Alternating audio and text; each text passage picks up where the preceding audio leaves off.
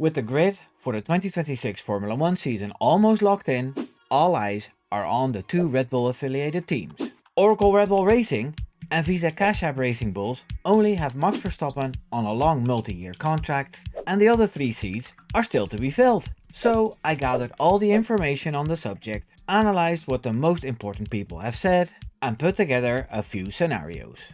One of them is my favourite choice. Will it be good or bad news for Yuki Tsunoda, Liam Lawson and Isaac Hadjar? Laurent Mekies shared an insight in late October on why they are taking their time and not rushing into a decision about their lineups. He said he realized that all the individual drivers need to know their futures, but on the other hand, with how close the competition is in the standings, the drivers don't need the distraction. V-carb is in a tight fight to keep 6th place in the standings, and Red Bull is still in touch to get 2nd place. Besides a lot of prestige, there's a lot of money involved in finishing a position higher or not. He said, "We will take all the time we need.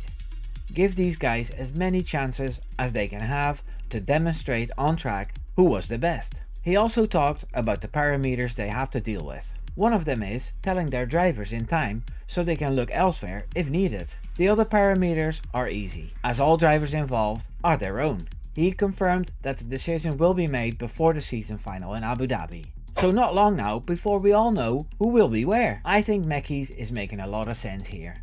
For way too long, Red Bull Helmut Marko has been making rash decisions on their drivers, especially at the main team.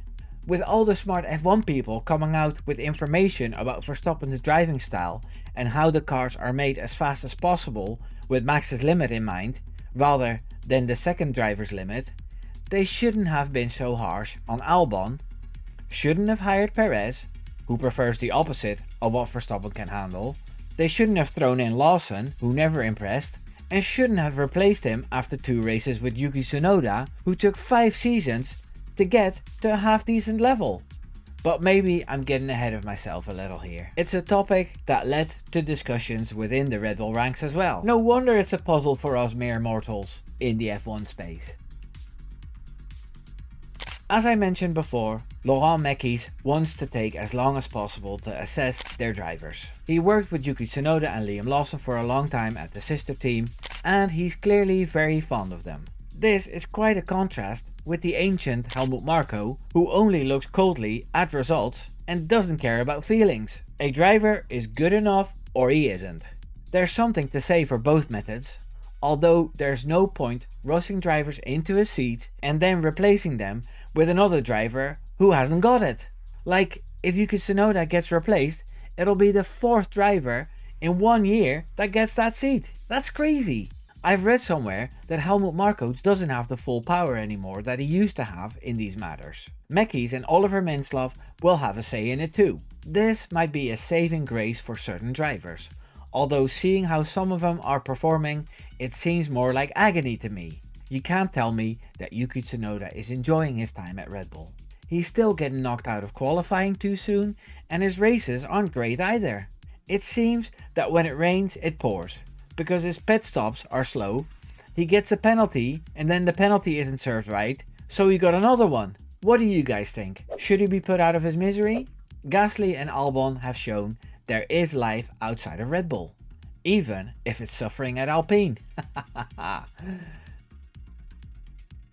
So let's go through the possibilities here, with all the drivers they have in their fold. As it stands, it's Verstappen and Tsunoda in Red Bull, and Lawson and Hadjar in V-carb.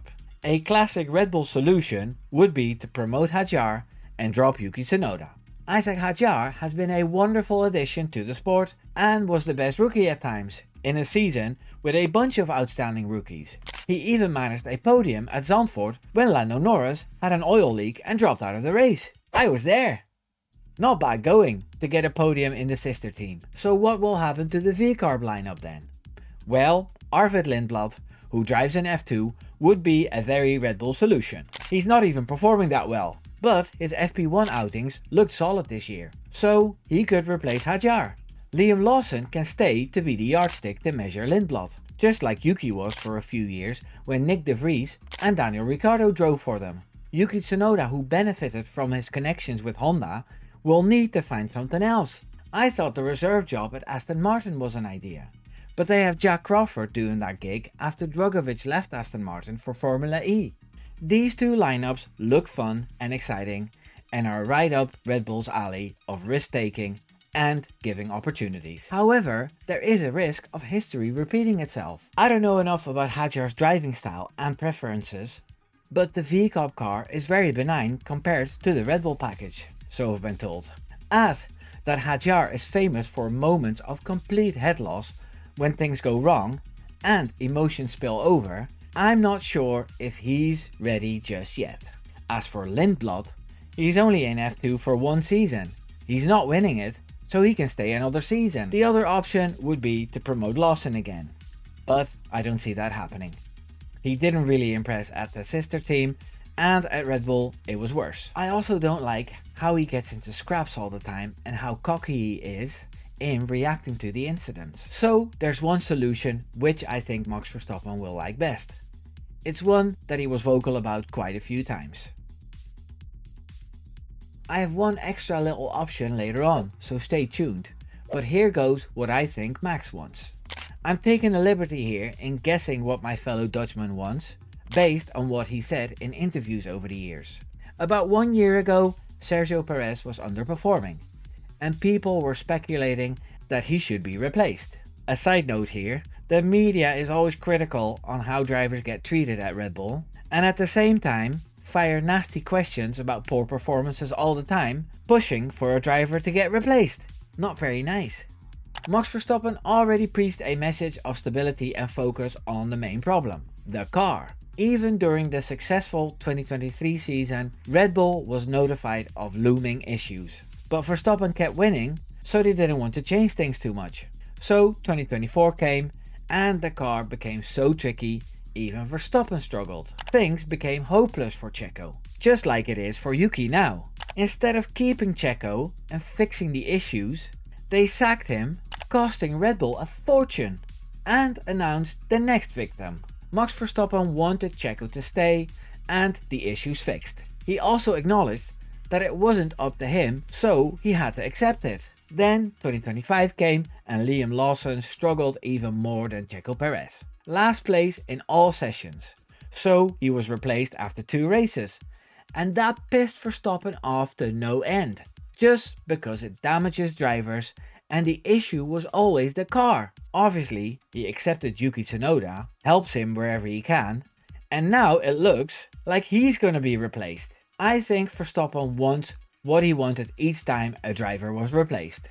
He wanted stability and focus on the car. So I guess that Max wants Yuki to stay. Full focus on making the RB22 a car with no issues and fast. That way, Yuki Tsunoda can stay within a few tenths of him and be part of the team and the strategy. That way, he can help to win the constructors again.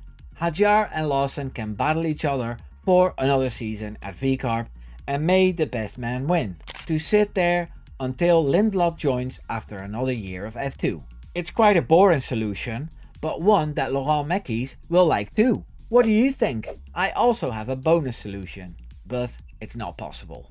When Verstappen was asked who to replace Albon with for 2021, he said Nico Hülkenberg, a driver he gets along with, who is experienced and has a similar driving style. Well, that's what I was told anyway.